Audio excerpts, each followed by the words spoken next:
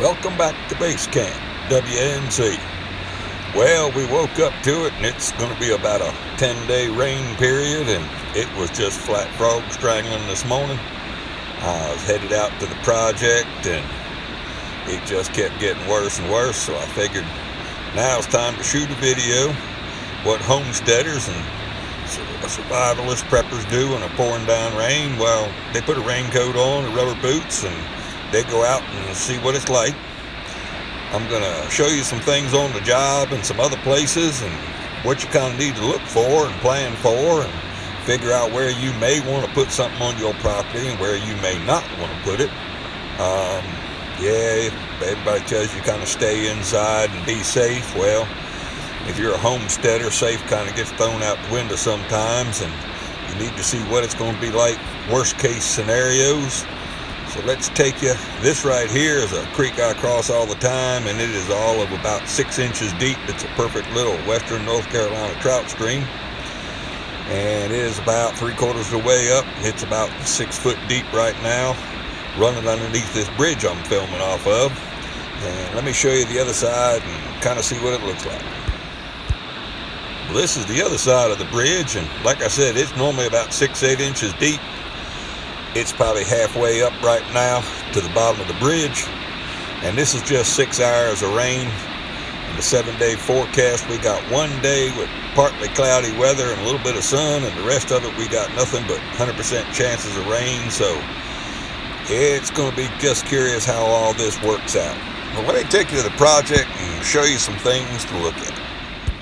Well, it helps to be half crazy, walk around in the rain, but like anything else, it's actually the pump house we did, and it's nice to see the drainage kind of works the way we wanted to. It all runs down there, and yeah, it turned the pond into a bloody mess. I mean, it's just mud from one end to the other, but it's doing its job. But we did lower the gravel by the driveway so the water doesn't run in. That works. It runs around. We do need to try to get the water off the driveway, so up the top of the hill we need to put some diversions in, try to save the gravel from being washed.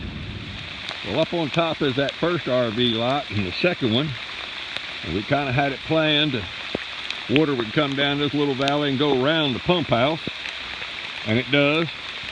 We've got a little berm right here on the other side that keeps it from going down below, but it drains. Of course, all the water comes off the shed roof, drops right down below, but there's a walkway and a path, and it drains out. So we do have that great big pump down there. We don't want to get wet, and it is working. It is dry. It is diverting the water. We do have some work to do, because from the RV lot, it kind of channels the water down the driveway. So we're going to need to have to figure out a little swale to go and divert it over into the yard, just so we don't have to keep maintaining driveways and keep buying gravel all the time. Well, here we are at the first RV lot, and the water kind of channels right here. A little bit heads down the loop driveway, part of it heads across here, then into the yard. So we're going to have to work on that as well. Well, we're trying to drive back here to get back to the house, and this is something you got to think of. That bridge right there is just about 6 foot deep, normally has about 6 inches of water flowing through it. We have now had 6 hours of rain, and we are looking at another 7 days of it, calling flash floods. And this thing is already to the bottom of the bridge. So pretty much you can figure where I'm standing taking this video. By tomorrow or tonight, we'll probably be underwater, and this bridge or this actual road will be closed. Something to think about where you live, and whether you're buying, selling, doing, and maybe need to get out for emergency services. Well, here we are again. We're right down the road. Well, let's see if I can find it. But there is this pipe right here underneath this driveway is about 5 foot in diameter. And then there's another one right here that's 3 foot in diameter. And this is 6 hours of rain.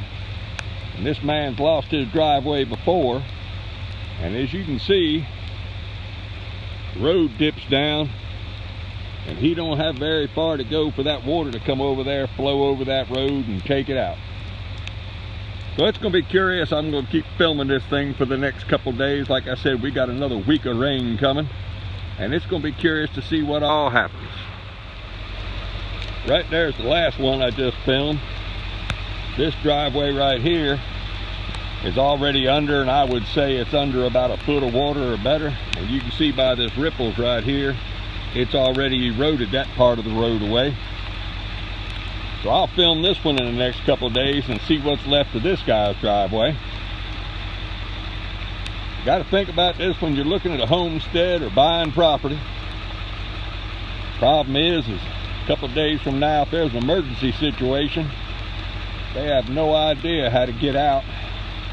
And right over here, if you can see, the water flowing is actually the run of the river, and that part of the culvert and bridge is full now. Well, I'm going to cut this little video a little bit short. I'm ready to head through town. I can download it. I'm going to get up on top of the hump right there. And there is one good thing about living at the top of the hill. All the water runs downhill, so none of this is my concern up there at the place. But I'm going to be doing some filming there, and I'm going to do some more updates on the off-grid cabin. A little bit more questions to answer for some people. So like anything else, like it, share it, subscribe, tell your friends about it. We're going to hit 1,000 people sooner or later, and I can start filming some longer videos. Thank you for watching.